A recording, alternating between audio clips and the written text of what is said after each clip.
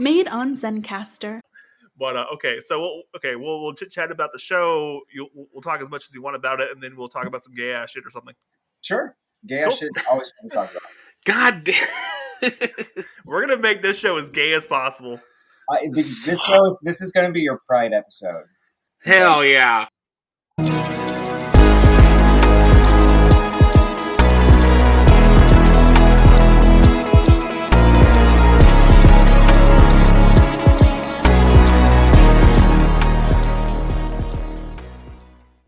Welcome again to another episode of Zeo to Hero. On today's episode, we have a fantastic new guest. His name is going to be Clayton, and he's the lead. What is it? The lead animator, or I would call myself creative director, producer / evil genius. Well, let's just all bunch those together, and we'll just underneath the umbrella of Neon Lights. This is going to be interesting behind the scenes on that. And then we got Jim once again. How are y'all doing today? And hey, how about that? We're all in Texas too. Yes, all in one state. Oh man. Well, how's it going over there? Houston is Houston. I'll agree. A lot of cool things to do in Houston, but they're all in Houston. Houston is good. We're kind of in that Texas winter right now, where it's like 60 degrees, and so everybody's got like sweaters and jackets and chains on their tires. Yeah, because it dropped below 80. Yeah. Texas winter. The second it drops below 80, second drops 70. below 80, we start thinking about February. Like, it's getting cold, guys. Oh yeah. Yeah. February all over again. Well, let's. So the premise of tonight's episode is basically Clayton talking about his animated series of Neon Lights. It's how would you explain it? So, in a nutshell, I always say it's kind of an homage to shows that I watched growing up as a kid. So, Power Rangers, Batman the Animated Series, X-Men. So all these shows I kind of watched growing up really influenced this new show, Neon Lights, but through an adult perspective, right? So we have, adult topics and more like conversations about things that are quote unquote real world, things that we face today, but it's in like a safe space of this kind of fictional setting. But yeah, it's definitely an homage to like Power Rangers, Super Sentai, and a lot of those, Saturday morning cartoon shows that you would get up and watch and sit. Straight up Master Rider. The one season of Master Rider, it's directly related to that. Master Rider, Mystic Knights of Tir na Nog. Oh man, talking about it. Yeah, nobody ever says it. Deep cut. Two teenage alien fighters from Beverly Hills. Jeez, yes. With like the Deke, the UPN, like the complete Bandai Saban ripoffs. Like, there we go. Cool. Yeah, there you go. All right. Well, they're not all wearing leather, right? So it can't be a complete knockoff ripoff of tattooed teenagers from Beverly Hills, right? That's true. That is true. Yeah. And foil weapons? Do you have foil weapons? If you don't, then you can't even reference it. No foil weapons, but we do have other weapons in the show. But that is definitely something we can talk about at a later date. Sweet. Yeah. So it's been a passion project of mine for the last 2 years. I started working on it in December of 2019. So this is pre-COVID. Like, COVID was not a thing at this point, which is kind of hard to kind of imagine. Like, yeah. Sure. Back when we used to go to bars and stuff. Right, when you used to be able to go out and do things. Sitting drunk in your room alone. That's true. Yeah. So it just kind of started there with some rough sketches. I was watching one of my favorite movies, Blade Runner. Yes. Wait, which cut? The final cut. Okay, fair enough. Okay. Because I back to back Blade Runner and then 2049. 2049 was amazing. 2049 is one of the best movies ever. Dave Bautista killed in that role he had for 5 minutes. Oh my god. Yeah, the 5 minutes he was on screen. That was amazing, and he needs more work. Yeah. He does 100%. But the rest of it was amazing too. But that scene stood out for me, and it always will. So I had recently started getting back into Power Rangers around this time through the comic books, and I was watching Blade Runner, and I was just thinking, what would a Ranger team look like in a cyberpunk setting? And so I just started doodling some sketches, and then those sketches formed a story, and that story became a script, and that script became this animated series we've been working on for the last couple of years now. That was a great thought process. Uh-huh. Okay, so Billy and I got to watch the first couple episodes, first act, and Absolutely loved it. Yeah. Oh yeah, it was a lot of fun. I like watching it because it's more adult stuff told in a show, and with the recent rise of like Hasbro Hotel and stuff like that coming along, I really like this idea that we're getting more adult oriented animation. Makes any sense? Yeah, it tracks, right? Okay, cool. I like it because it gives me more stuff to think about that we deal with on a day-to-day basis. And yes, not gonna lie to you, not gonna lie, like I was watching and I was like, I've read stuff like this recently. Yeah. Yeah. Ooh. Yeah. Okay. Let's see what happens. Yeah. And so it kind of sucked me in, and I'm going to keep watching it. Yeah. No, definitely. Yeah. Well, thank you. I appreciate that. So yeah, Act 1 that you watched was really like exposition heavy and focused on characters. Because I talked to one of the actors from the Mighty Morphin Power Rangers series and kind of picked their brain a little bit about the process of working with an ensemble cast. The best advice that this person gave me was that you need to let each character have their moment to shine. And so that's where this thought process came in of having a single episode devoted to each character so that we get to know them early on before we really dive into the action.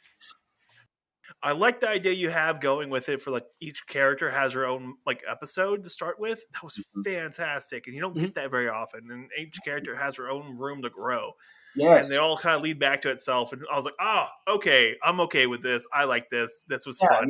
Yeah, and that's the only time that happens with the show. But essentially, for anyone that's listening that hasn't gotten a chance to check it out, is that each episode focuses on a different character, and all of these kind of threads converge towards the end of the episode. Yeah. And so you're seeing the same events play out from different perspectives, and some things that you thought maybe one way, unfold totally different because now you're seeing it how another character interprets it. Oh man! So yeah, writing that out and trying to kind of figure out how did these people come together. Yeah. It was a challenge. I'm not going to lie, but fair enough. That actually brings me to my next. I love how when you barely get into it, you're not hitting the ground running. Like you give a little, like a half episode of like backstory of how they came to, and a little description throughout that episode of how they get these suits and how they transport around and how they are able to get back and what they're going to deal with out there. Right. That was really, really important for me. Talking to my script editor and some other people about just kind of establishing the rules of the world very early on. Yeah. Oh, yes. Because no matter how far-fetched your fiction may be, if you establish it as like this is what it is, and you don't stray from that, then the audience will buy into that. Yeah. You'll be able to keep very set rules and stuff, and with their set rules, it's gonna work. Yeah, as long as the rules are consistent. Yes. Yeah. Okay, that works for me. Yeah. There's some was consistency. There's a couple of shows where I've watched where the rules get kind of loosey goosey at the end there, and I'm like, hold up. Hold on, let's take that back 3 steps. What happened? Yeah. Right. And I didn't want to write myself into a corner. So the entire story was mapped out before the scripts were written, And there was a couple times I had to change where I initially was going to go with the story because I was like, oh wait, these rules that I've established, I can't now bend them to go in the direction I wanted to with the overarching story. And so it was an interesting kind of path to navigate. But I appreciate that feedback. So yeah, we established pretty early on what this universe is like, and we stick with it. And it's been a challenge, but it's been a project that I've held near and dear to my heart. And how did you like transfer like the story between the voice actors? Like how did you? Because I know during COVID everything was basically video chatting and stuff. How did that play out? You know. Yeah, I had started talking to some of my actors before COVID happened, and talked to them about the idea, and they were 100% on board with it.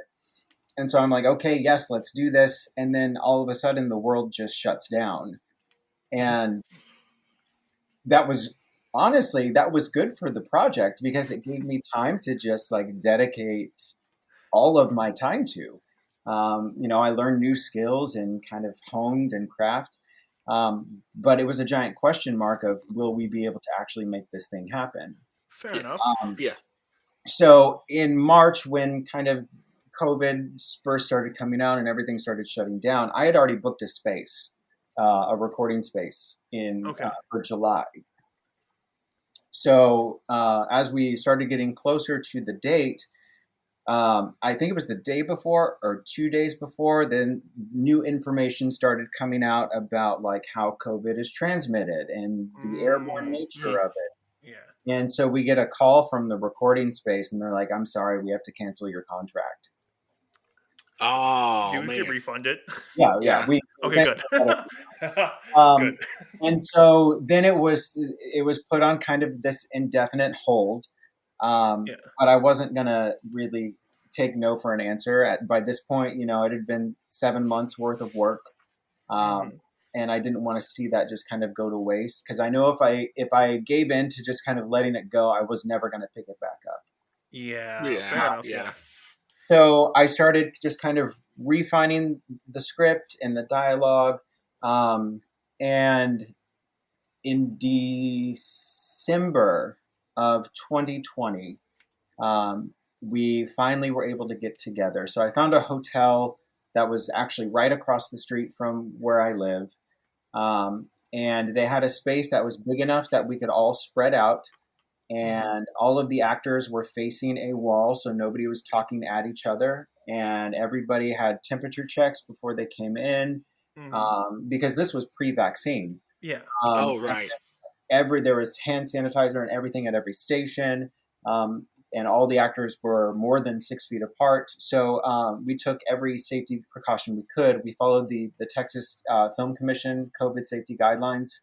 Okay. Kind of planning. Very nice. Yeah. And so we have 9 lead actors, and they were all in the same space together. And then we had a couple minor roles that had some just dialogue here and there, just kind of flavor text or to kind of help with the world building aspect of the show. And they sent their lines in remotely. Okay. Oh, nice. Now, I got to make the dumb joke really quick. Were they all just talking to the wall? That's it. I'm done. That was it. I'm done. Well, Check it out. Later, guys. What I did when I was kind of navigating through this was I was listening to, there's a voice director, because I'm a theater director. This is my first time working in the world of like voice directing. So Andrea Romano, who you may not know the name, but you know her work. Avatar, Batman, Korra, like any animated show that you watched in the 90s or early 2000s, she was the voice director on. I know who you're talking about. She did all that really cool stuff. Yeah. She did everything. She has a podcast? She doesn't, but she was a guest on a podcast. Okay. Okay. Where'd she get a podcast? And the best advice she gave was that if you have the chance to get all of your voice actors in the same room at the same time, do it, because they can feed off of each other and give a more natural line read. Oh, that makes so much sense, though. Yep. Yeah. And I can agree with that entirely because Yeah. I did a big project with 14 people recently, Mhm. and that was a nightmare. Yeah.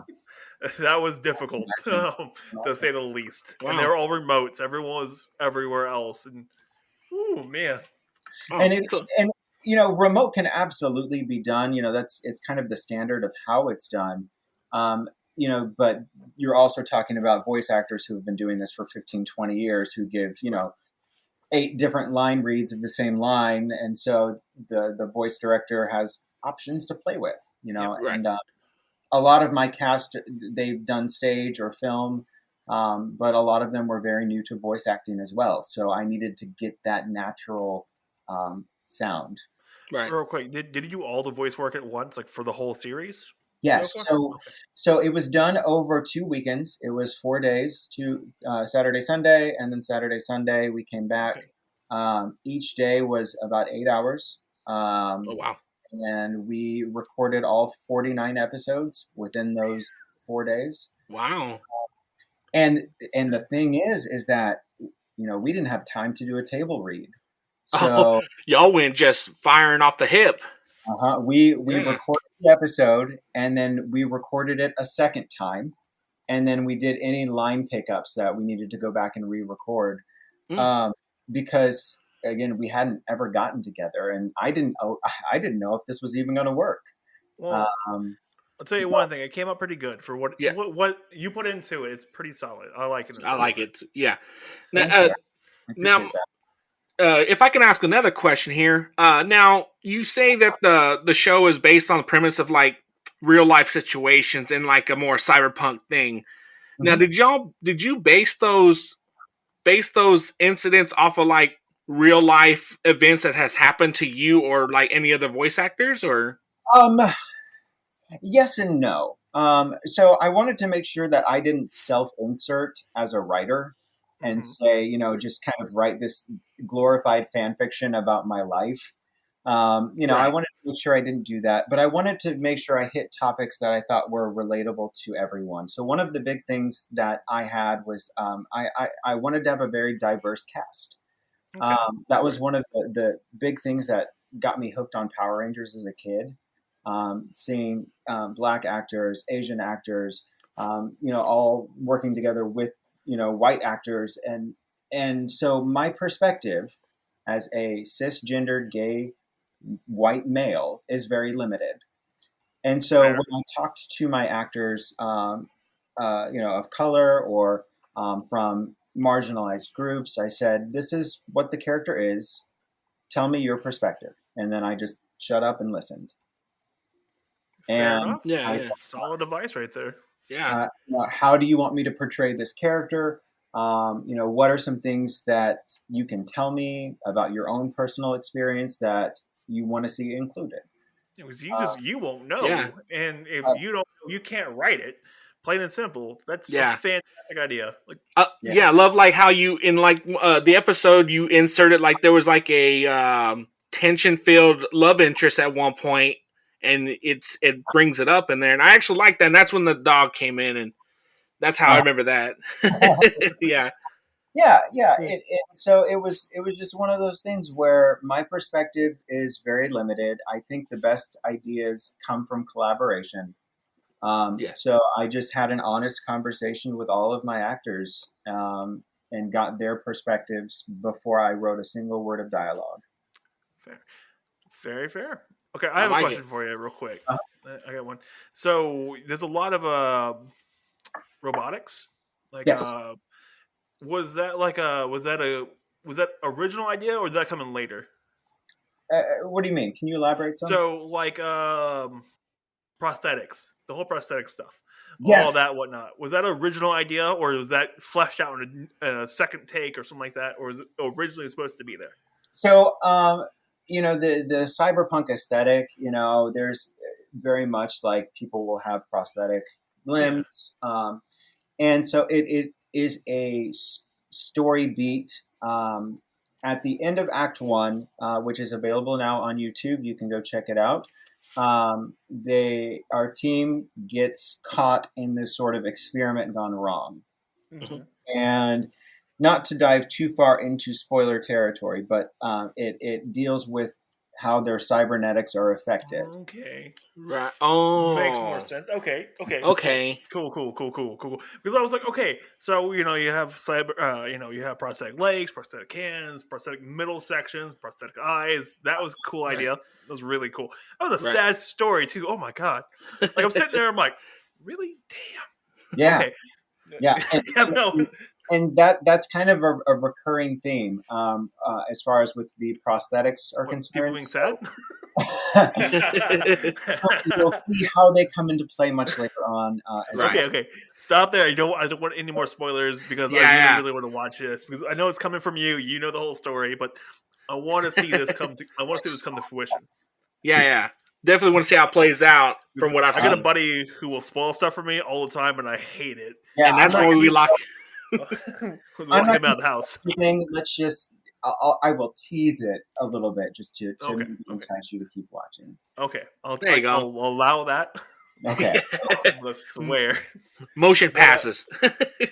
But yeah, like I was sitting there watching it. It reminded me of Knights of Sidonia. Have you ever seen that? Knights of Sidonia on Netflix. Yes, I have seen that. Yeah, where they have a lot of prosthetic. Like one of the main characters lost her hand, and so prosthetic hand was mechanical. It was a really cool idea. And I'm like, oh, that's cool. And it reminded me of that. And what was the other one? It reminded me of Altered Carbon as well. Okay, I saw like maybe the first 10 minutes of the first episode. Well, it's a real cyberpunky like series, and I was sitting there and like the story beats. I'm like, this reminds me. Like listen to story beats and stuff. And I'm like, this reminds me a lot of Altered Carbon, Knights of Sidonia, and a few other like cyberpunk-esque series, like the Blade Runner series and stuff like that. So Right. it was just hitting all the major hit, like it was hitting all the hits, and I was like, okay, all right, this is gonna be fun. Yeah. And I love how cyberpunk as a genre is becoming just kind of slowly more and more mainstream. We're seeing more projects of it coming out. Some really good, some not so good. Looking at you, CD Projekt Red video game. Yeah, fair enough. Yeah. But it's one of those things where I felt like it was an untapped setting for a Power Rangers style or Super Sentai style. Watch the next series of Power Rangers is completely cyberpunk. Like, damn it! Damn. And like, I'm done because we had Beast Morphers, which was kind of cyberpunkish. Well, the other cyberpunk one would be like RPM. Yeah, that one was pretty so, fun. So RPM DNA runs heavily through Neon Lights because it's one of my favorite seasons of Power Rangers. Same here. Yeah. It's so good, and it proved that cars can work. Yes. They had all the attempts prior. Cars can work. But cars with googly eyes can work really well. And whales is flying ships. It totally works. It does. But where RPM had led more into like the Mad Max style dystopian future, I wanted something that was more, the Philip K. Dick, George Orwell, like Blade Runner style, iRobot setting. Fair enough. There you go, man. Now, the question that's gonna bug me is: do they get Zords later on, or is it like a work in art process? So the word Zords is a copywritten word owned by Hasbro. Oh, no way! Giant robots. Yeah. Zords. Sentient suits. Are there things that they acquire later on in the series? You will just have to keep watching to find out. You tease. Yeah. Yeah. But I'm happy I can finally talk about it now that it's out. Yeah. So thank you so much for indulging me.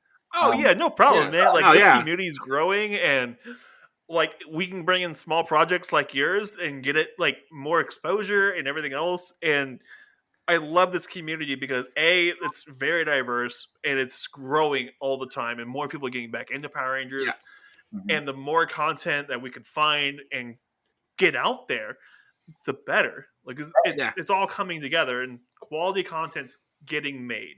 Right. And I'm really proud of this. And that's key. There are so many great fan series, which I think kind of kept the brand alive in in a different way, that have brought a lot out in the community itself, and that Oh yes.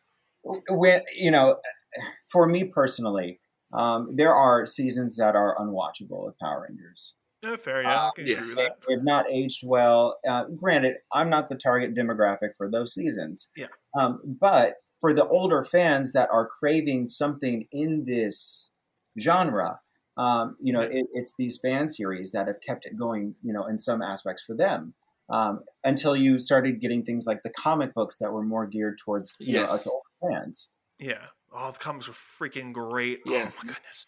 Mhm. I have sung I don't sing, but I have talked the praises of many of the Boom. comics. Yes. Oh, I have talked the praises of Boom. Oh Yeah, yeah. absolutely. They Absolutely. nailed it. Oh my And goodness. I also I love like how like small time creators. I love just talking to them because I love to see the love, the passion, the blood, sweat, and tears they put into this, and to see it actually grow and knowing, hey, I talked to Clayton, back when he was on YouTube. Now he's got a slot on ABC or something in the mornings. It's Right. always Well, cool. and All right, we're gonna come find you if you make it rich. hey, God. This is like there's a contract here.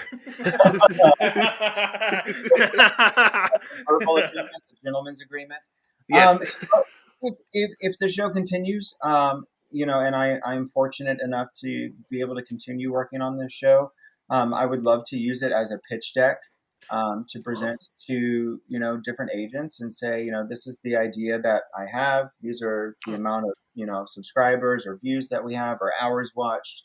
Yeah. I think there may be something here, if it catches on. But ultimately, for me, it's not about the amount of people that watch the show or follow us or subscribe. It's really about telling the story. As a theater director, I am first and foremost, I love telling stories. Um, Fair enough. I love Yeah. connecting with an audience, and I felt like there was a story that needed to be told here.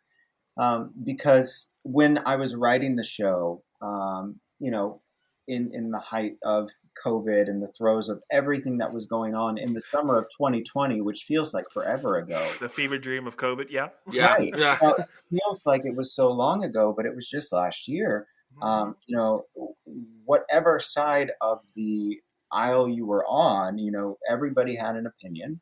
And Mhm. that's another reason I wanted to tell a story of, Act One focuses on perspective, Yes. different characters' perspective, because we all see things differently. And it doesn't invalidate your opinion. It's just not how I see it because my perspective is different because I have different life experience, right? Right. And so for me, first and foremost, it was all about telling a good story. We'll tack the giant robots and the neon Fair glowing enough. suits on there. Like Yeah. really bright spandex. It's not spandex. And giant piloted robots. Mhm. Yeah. That may or may not be coming soon. Wink, wink, wink, wink, nudge, nudge. Yeah. Yeah. But yeah, so I did like that about Arc One because I watched Arc One and I Yeah. love more like character driven stories than just large arc stories, and Mhm. I love that. Like Yeah. I'm having a semi hard time getting the Foundation right now because it's more of a bigger arc story than it is like a character driven one. Like it's good, but it's just hard to watch sometimes because like I want to know more what's going on with the characters and how they're seeing the world revolve around them. And Mhm. you nailed that. I love Yeah. how you started off the series because Thank I'm you. guessing it's going to continue on like that, right? Where you're going to see from their point of view still. Yes. No, so Act One is I'm done. Act One is the only time that happens. But because this is it's a smaller scale show, Mhm. it Act Two kind of follows this very specific formula where the episodes are broken kind of into two parts, Okay. with an intermission in the middle. Yeah. So part one, it is these character driven scenes that are characters are paired up with each other, and you see that character development and those relationships develop. I'm cool with that. I Yeah. love that kind of stuff. Part two is so usually at intermission, that is going to be the henshin or transformation sequence right before intermission, and then Okay. part two of the episode is usually the go beat up the XYZ. Oh. Well, you're throwing a Z in there. I don't know if I can deal with that. But XY, yeah, Yeah. knock it out. Yeah. Yeah. And, I mean, in the first fight, basically, you do get to see how they do struggle with it because they were all different ways. Yeah. It is a struggle bus. Because these characters, they don't start off necessarily liking each other. Yes. And they don't get along well. Would you say that there would be like animosity between them, or just like, hey? I don't think there's necessarily animosity. It's more so of they're not used to working together with people as a team. That's right. Some of them are lone wolves that have relied on just themselves to get by in this setting that I've created, and so there are people that want to charge in there and get the finishing hit in, and that causes problems when there's other people that have the same mindset, and so you have people that accidentally punch each other or run into each other because they're trying to be the star. Dang it. Teamwork makes your dream work, right? It does. And so that's one of the kind of underlying themes of Act 2 was just, learning to work together and cooperate with people. It's not how yet. Calm down. Shh. Spoilers. No, that's not a spoiler. No, that's not. But yeah, no, I'm looking forward to this because I want to see more of those. I love character interactions. It reminds me a lot of how the Russos handle like Avengers and stuff, where they have a lot of character interactions and stuff. And you get to see how characters interact with each other. And so you got 49 episodes of that coming up. I'm looking forward to this because I want to see this because I love characters. Well, and I think you definitely hit the nail on the head with one of the inspirations being the Russos. And I think kind of Marvel as a whole, that same format of you have these individual movies that focus on characters, and then you have the big team up, Avengers movie, right? But they allowed their characters time to breathe. Oh yes. Before you dive into it, so not like the first iteration of Justice League. Well, we're not going to go there because I'm still a little salty. Hey, the Snyder Cut was a lot more fun. Fantastic! I'm just glad that I went to that midnight showing of Justice League, and I feel for your soul. I'm sorry. Like I watched it like a couple of days after it came out. I watched it and I was like, "What?" Yeah. It was kind of funny here and there, but that's about it. That was it. Like I liked Ben Affleck as Bruce Wayne. That was amazing, and you screwed it up. I'm mad about this. I was more mad about that than anything else. Like, okay, Cyborg being a terror. Like, I was sad, so sad. But I'm really mad because he ruined the Batman movie we could have had. We could have had that Batman movie, and he ruined it. He ruined it. I only saw the Snyder Cut. I don't know. I had to sit through 4 hours. I was like, oh man, what is going on? Hey, there's act scenes where you can get up, walk around, and cry a little bit because you just got emotionally damaged, and then you go back and keep watching. Yeah, really. Yeah. Like that was brutal. Yeah. Yep. Mm-hmm. Are you okay? No. Nope. Nope. So although we're not getting the Ben Affleck Batman movie, the Robert Pattinson The Batman. That looks amazing. I'm looking forward to that so hard. Oh my gosh. Okay, so the first scene you see for that one, not the first scene, but the first trailer that came out 2 years ago. Oh my goodness. The first fandom teaser? I think so. Yeah, the very first one, he just beats down that dude and just keeps going. Oh my god, that was insane! I stopped everything I was doing and just rewatched it. I was like, I gotta watch this again. That was bananas. Well, what was crazy for me is that they had only shot 30% of the movie by the time they cut that trailer. What? Yeah, it's gonna be nuts. Yeah, and so they hadn't finished, shooting at all, and and so the fact that we got that much awesome stuff out of just 30% of the movie Yeah. being shot, I mean, I Go cannot, in there prepared to have your head blown off. Yes. No, let me rephrase that. Or let me phrase that. Prepare to go in there and have your explode, yeah, mind Yeah. explode. like in the Kingsman explode, like Oh my Yeah. god, the color. that's Now, the question is though, are you like Marvel or DC, or do you have like your favorite Marvels and your favorite DCs? all right. So I always get a little, no offense, I always get a little irritated by that question because why can't you be both? There you go. Right? See, You know, yeah, I think both properties do really solid work in certain things. I think Marvel hits it out of the park, obviously, with their live action films. Well, fair enough. Yeah. DC and their animation is incredible.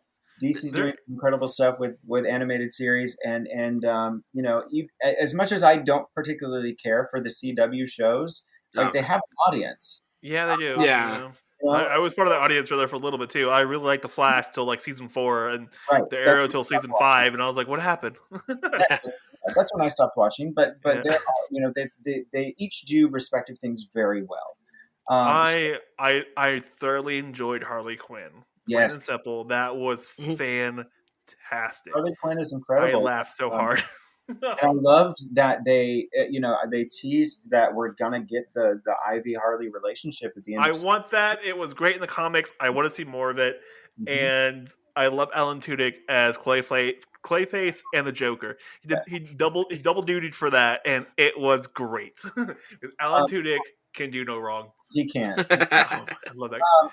And also, even indie properties. I'm glad that we're starting to get some indie properties into like mainstream, like Lock and Resident Alien. Sorry, Alan Tudyk, other show, Resident Alien. Watch it. It's great. Resident Alien. Yes, he's in it. He's the lead star in it. It's hilarious. Okay, indie properties. Keep going. So yeah, Lock and Key got its season on Netflix. I don't know if either of you have seen that. I've seen the first couple episodes of it. It was a little Ah. weird, but it's on my to continue to watch list. What's And- it? What's it called? Lock and Key. Yeah, Lock it- and Key. yeah. I'll have to And, keep an eye out. there's one. It's one of my favorite comics. The adaptation was terrible. But Why the Last Man got a Hulu adaptation. They've already Oh. canceled it. It's Oh, not going man. to get a season 2. It was on my to watch list. I knew about the comics, and I saw the trailer for it. I was like, oh, this is really like I knew the comics existed. I'm like, oh, this could be fun. Mhm. And then I just haven't watched it yet. It And was so the TV show. There was so many behind the scenes problems that okay. they recast the lead male like after they had filmed it and or What? something. Yeah, I know there was a recasting issues and refilming. Yeah, so it just didn't work for me. But Lock and Key is one of my favorites. It's written by Joe Hill, which is Stephen King's son. So that might Okay. Oh. Yeah, that makes sense. Okay. Okay. But yeah, it's one of my favorite properties. So yeah, DC, Marvel, Indies. If it's a good story, I'm game. I'm here for it. Fair enough. Umbrella Academy. That got picked up. Yeah, that's another great example of an indie that is Mm. translated well Yeah. and started to find an audience. Oh my Actually God. got me into it. I watched the first episode. I was like, oh, this is actually really good. Hazel Wow. is my spirit animal. Hazel, I love Hazel so much. Oh, the bird watching lady? Yeah. No, Yeah. Hazel's the guy with the beard. Wait, guy with the oh, that guy. Yeah. Hazel. Okay. Hazel. I love Hazel. He's so like just anti what he's just like. If I get paid, I'll work. If I don't get paid, I want to go have donuts. And I'm like, done. I win. This guy's a spirit animal. This Yeah. guy's great, and he has some of the best lines in the whole series. And that's all I'm gonna say. If you haven't watched it yet, I recommend it. Mhm. It's definitely a really good one. I need to watch season 2. But I mean, It's fun. you look at like Boom Studios with what they did with Rangers. Like Boom is an indie, indie Was label, right? Yeah. And they still produce like a lot of like smaller, low key like comics. Mhm. And Rangers being like probably one of their biggest. Yeah, that's, Yeah. that's the thing that took him out. Like that's the thing that took him out of the indie market, kind of thing. It makes any sense. It bolstered them a lot, Yeah. and they knocked it the park with it. I think who was, dang it, because I remember it was Power just came to them about it because they had someone who worked within the show or something like that come to do art or storyboard stuff for another show. it was a really cool like how it happened. Okay. And what was it? It was Saban at the time was like, "Hey, can you guys make like a run?" And I think it was Saban, like whoever owned it at the time was like, "Can you guys just make like a one couple issues run, see how it goes?" And they nailed it, and they just kept going with it. Yeah. Because then we got year 1, and then year 2, the Go-Go series. Oh my god, Mhm. Yeah, Kyle Higgins did the series. I think up until Shattered Grid was his last big arc. yeah. And then he went on to do, I believe, Radiant Black. Okay. Because Radiant Black is. I recommend it. I've recommended it multiple times on this show already. Read it. I'm not gonna spoil it. Just read it. Yeah. Read the first comic. If you don't like it, go to hell. Read the second comic if you don't like it. I get it. Give comics more than one comic to figure it out. Yeah, so it's just the Ranger comics were what got me back into the show, honestly. And to actually see some of the Rangers from the comics get produced into the toy line is actually really cool as well. Yeah, yeah. I want Omega Rangers so bad. I want them. Yeah, they are so cool. They're so I'm not sure if you have played the Renegade Studios tabletop game. No. No, but I'm pretty sure I'm getting that for Christmas at some point. Okay. Well, one of the newest expansions coming out has the Omega Rangers and the Solar Ranger, Solar Purple, in it. So, oh wow! Yeah. Wow, I'm looking forward to this. I know that someone's looking for me for Christmas for a tabletop game because she really, really wants to get me in the tabletop games. Ah, mm-hmm. There you go. Mm-hmm. Yeah, it's a fun little co-op game. But yeah, when I was reading through the comics, I was like, I don't know who half these characters are because I quit watching the show during Turbo. Yeah. Who the hell's Kimberly? Come on now, you can't do that. But like TJ, Cassie, Andros, Ashley, like I didn't know anybody from In Space, Carlos, and beyond. And so when these you left at like the best season too. In Space was the best like Zordon-esque season. Oh, I thought you said you meant Turbo. Oh, I was like, hold on. I was about to come through the screen. Yeah, I was like, you left it In Space, and In Space was I left just before a In Space. masterclass. Thank you very much. In Space. So when I started reading the comics, and I needed to go back and watch these seasons and to figure out who these characters were, and some of these seasons, even today, like as an adult viewer, really hold up. Yeah. In Space being one of them. In Space was excellent. fantastic.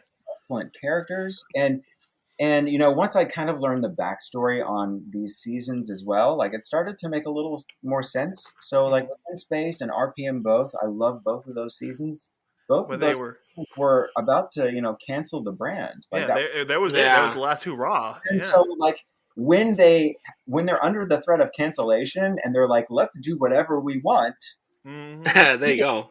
Good stuff out of it. Did you watch Jungle Fury by any chance? That is in my top 5 favorite seasons. Yeah, dang. All right. There we go, buddy. Yeah, that's what I'm talking about. And it also has the best theme song, by the way. Oh, yes. Yeah, pretty solid theme song. Yeah, it's pretty solid. 2000s emo kid that still lives inside of me.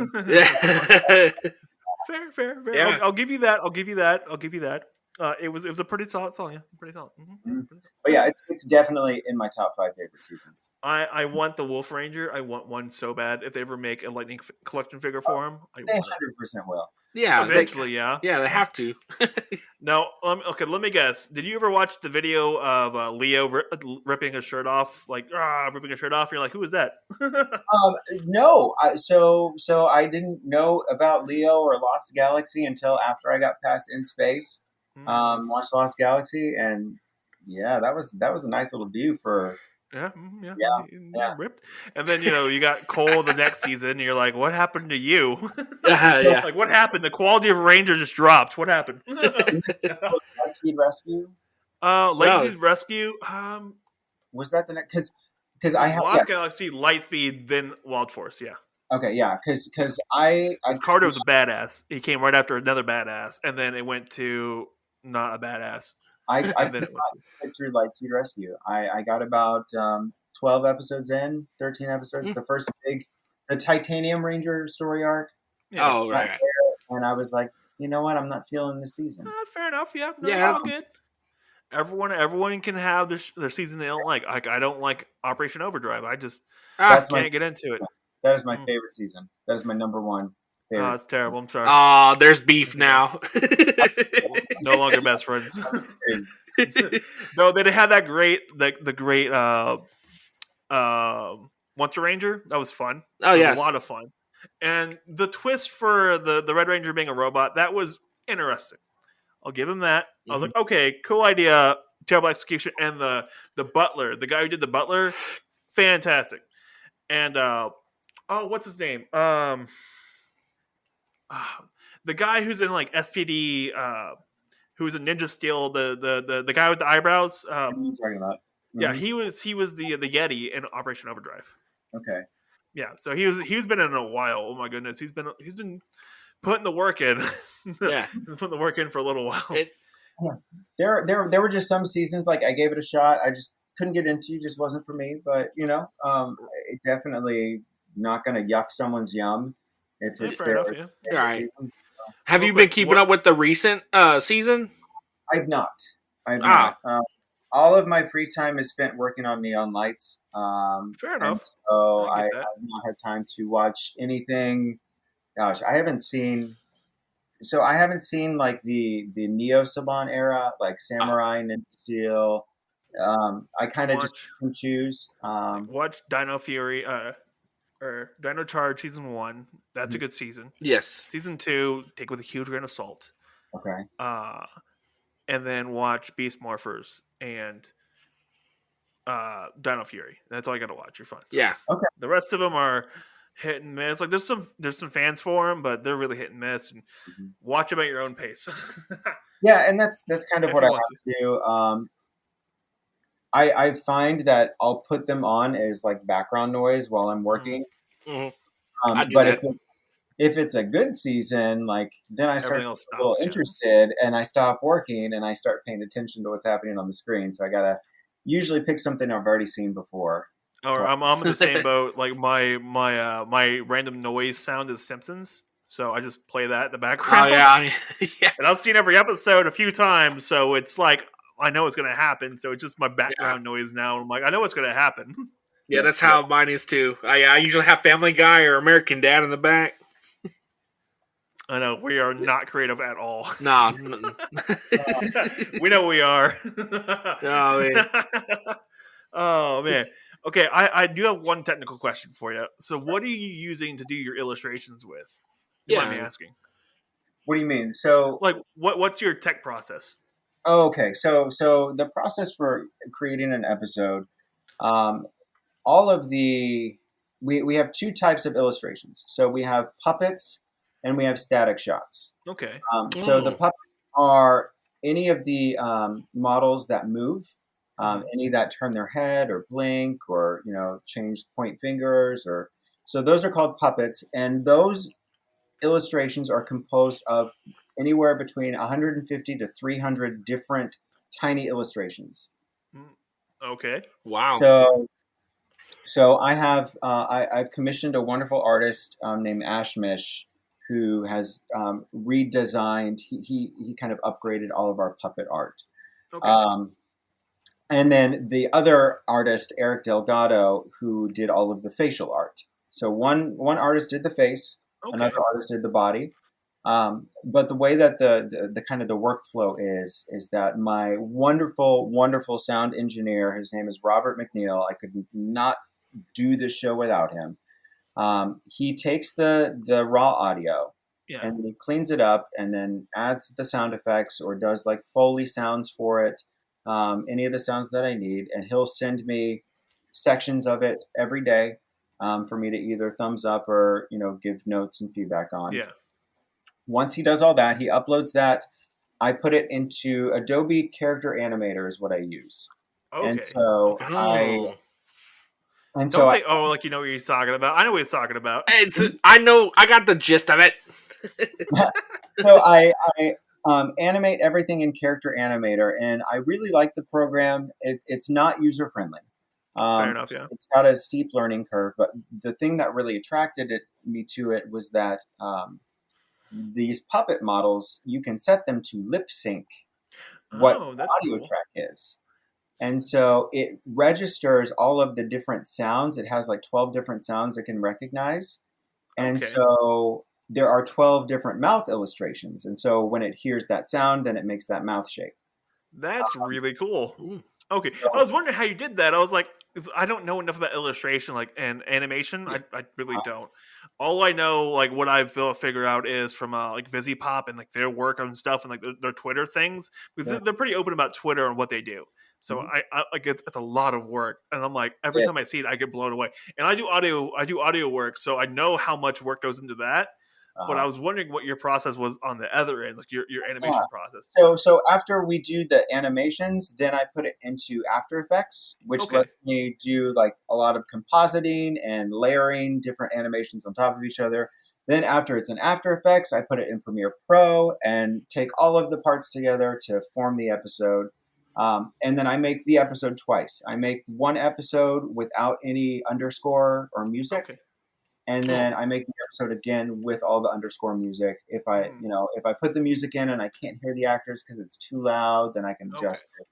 So Yes. you're not doing the Christopher Nolan thing where the music gets way too loud and it's I'm trying not to, but sometimes it, because the episodes play different on your device, right? So it's going Mhm. to sound different on your phone versus Oh. on your computer. Yeah. So I try to keep it as balanced as I Fair can. enough. Let me But ask you this it, because you did say something about the puppets.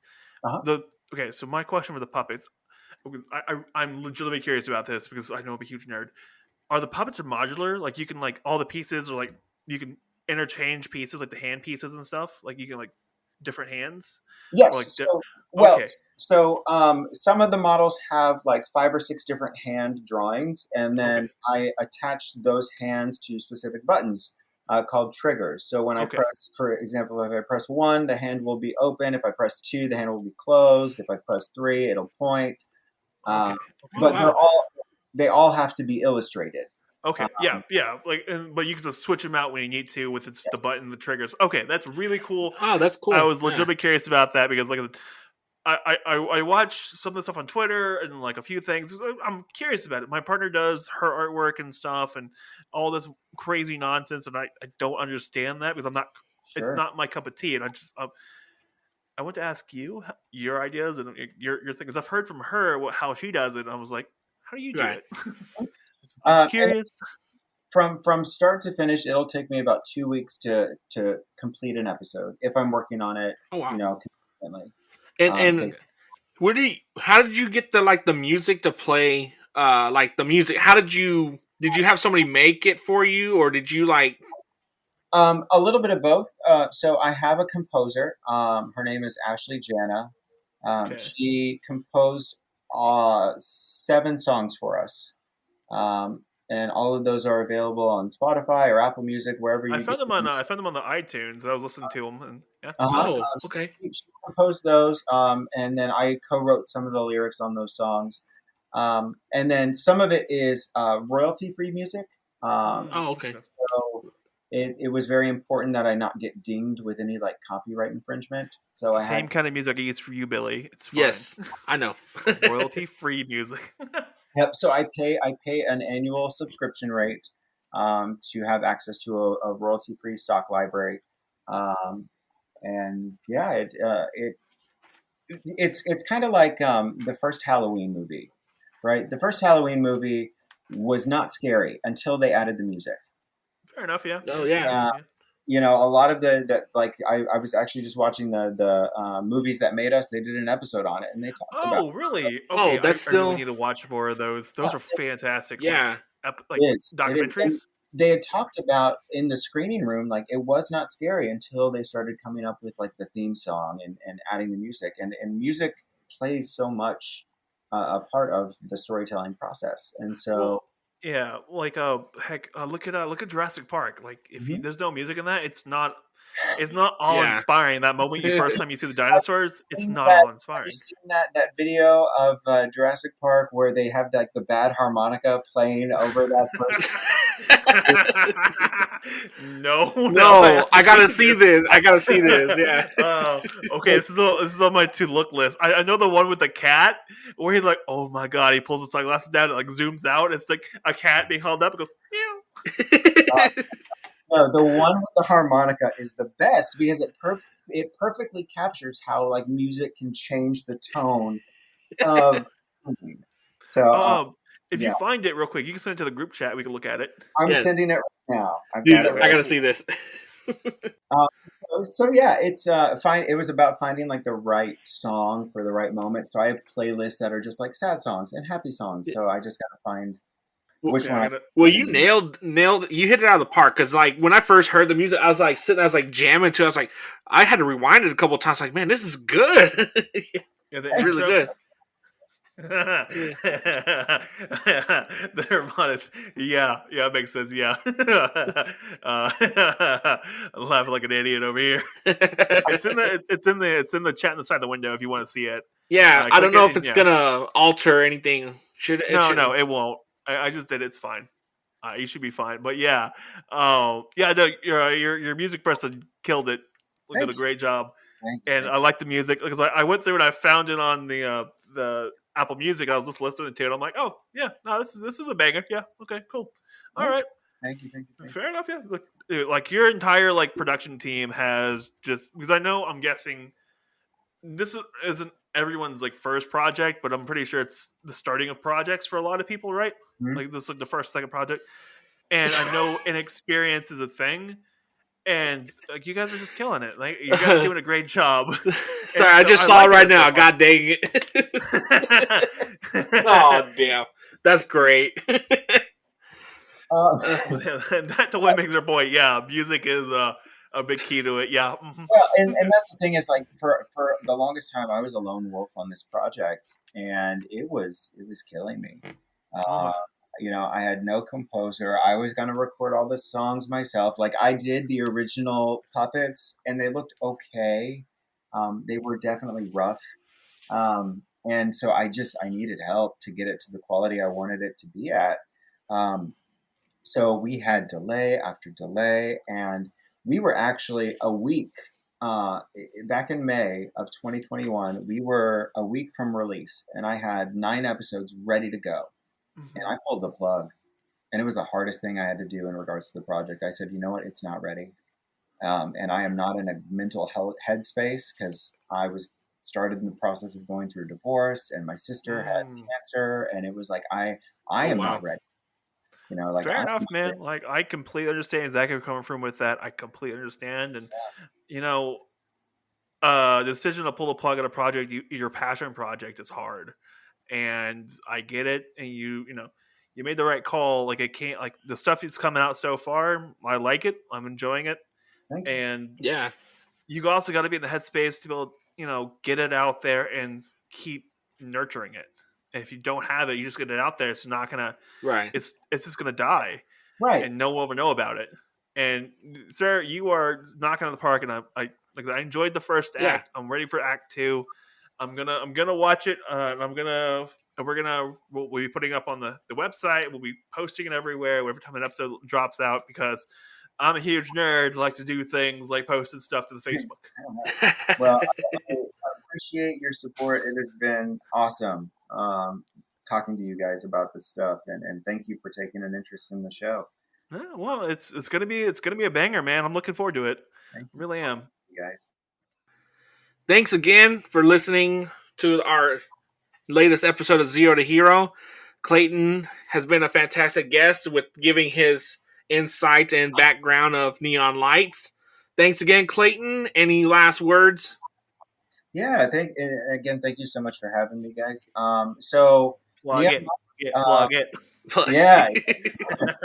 Lights premieres officially with Act 2 on December 1st of 2021. So depending on when you're listening to this, it may be available now. You can check us out on our Instagram at NEONLIGHTSCAST, or you can go to solo.to/neonlights, and you can find links to all of our socials, including our official soundtrack, our YouTube channel, our Instagram, and I'm sure we'll have several things posting up there within the coming weeks and months. Actually, that's how I found your Apple Music stuff. Oh, yeah. Found it there. That's where I found it at. Well, there. So yeah, you do a good job, man. Thank you. So yeah, be sure to check us out, and we would love to hear from you in the comment sections. Sweet. Any last words, Jim? Normal stuff. Headset radio if you're looking to get your project off the ground, and I'm pretty sure this episode's coming out on a Friday. Yes. Yeah, Friday because everything drops on Fridays. Because I don't know who drops it, I don't know who puts it up. I know when it comes out. Basic stuff. I hope everyone enjoys their weekend, kind of thing, and have a nice time out there. Yeah. And then always remember, check us out on zeotohero.com or Facebook page Zero to Hero, and check us out on Spotify. Definitely having a fun time tonight. And remember, let's get animated. That was a horrible one. My bad. I had to stick with it. Oh, that was Oh. good. That was good.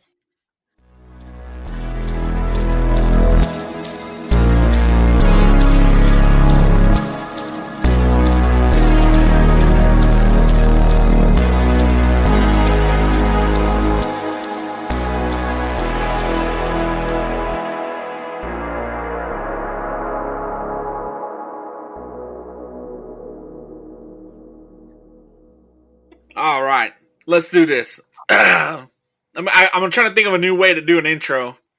Oh yeah, you gonna try to rap it? Nah, I can't. Hamilton? I can't No? do that. I would say if you're doing video, you can do an interpretive dance. Oh my God. I was just doing that today at work. I was like doing a dance. I was like, I don't want to do the work today. I know that dance.